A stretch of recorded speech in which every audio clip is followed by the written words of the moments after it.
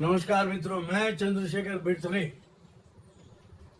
CSB skill enhancement tips कुशलता बढ़ाने की सलाह प्रोग्राम में आप सभी का स्वागत करता हूं।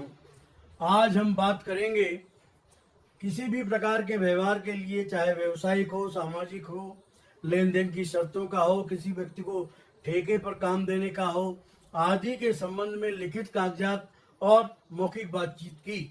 मित्रों, सभी प्रकार का व्यवहार लिखित में करने में ही समझदारी है। दोस्तों, एक कहावत है, 100 बका एक लिखा। यह बहुत ही महत्वपूर्ण कहावत है। अगर हम किसी छोटे व्यवसाय या बड़े व्यवसाय में संलग्न हैं, या किसी कंपनी में जूनियर या सीनियर मैनेजर हैं, किसी छोटे पद पर भी काम कर रहे हैं, तो इस बात का हमें ध्यान रखना चाहिए कि कोई भी किसी भी प्रकार की व्यावसायिक डील होती है तो जहां तक हो सके उसे लिखित में ही करना चाहिए। अब उदाहरण के लिए, मेरे 2 बेटे हैं, they are in real estate business. तो कई बार मैं देखता हूं कि उनके कई ग्राहकों से या कंस्ट्रक्शन ठेकेदार से या सप्लायर से हुज्जत हो जाती है।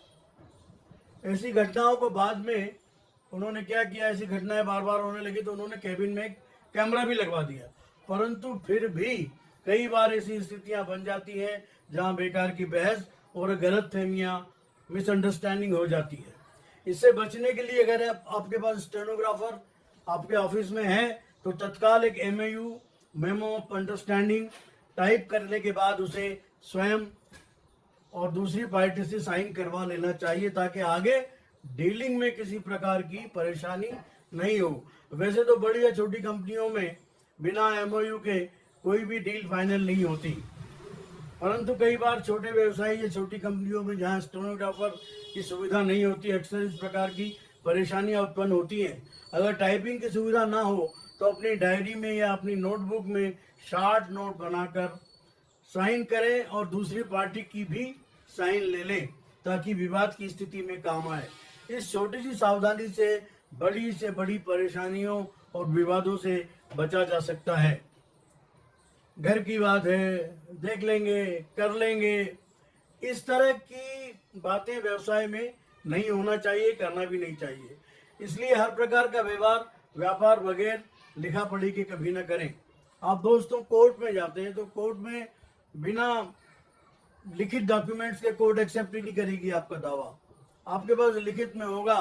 देखिए, अगर मौखिक बातचीत भी होती है, एक पोस्ट कार्ड भी डाल दिया जाता है, तो वो लॉ ऑफ कॉन्ट्रैक्ट में आ जाता है। लेकिन वर्बल बातचीत, शेयर जो बेचे जाते हैं, खरीदे जाते हैं, उनके जो दलाल हैं वो सब वर्बल ही करते हैं, लेकिन उसकी एक वैधानिक मान्यता होती है।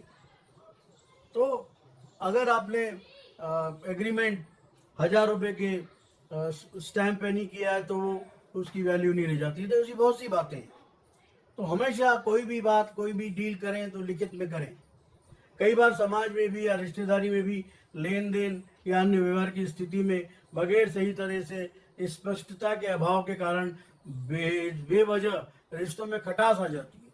आप इतना तो कर सकते हैं कि किसी डायरी में सारी बातें सिलसिलेवार नोट करें, तारीख और समय लिखें। समय आने पर पुनः उस संबंधित व्यक्ति को याद दिलाएं। निकट रिश्तेदार के अलावा अन्य किसी से बेझिझक लिखित में व्यवहार करें। किसी भी प्रकार का भुगतान करने के बाद या तो बिल पर ही संबंधित व्यक्ति से लिखवा लें कि चेक नंबर, दिनांक या नगद भुगतान प्राप्त हुआ, रसीद अवश्य लें। मित्रों, बात बहुत छोटी है मगर बहुत महत्वपूर्ण है, अतः सावधानी जरूरी है। धन्यवाद। मुझे फिलहाल आज्ञा दीजिए। शीघ्र मिलते हैं किसी अन्य महत्वपूर्ण विषय के साथ। धन्यवाद।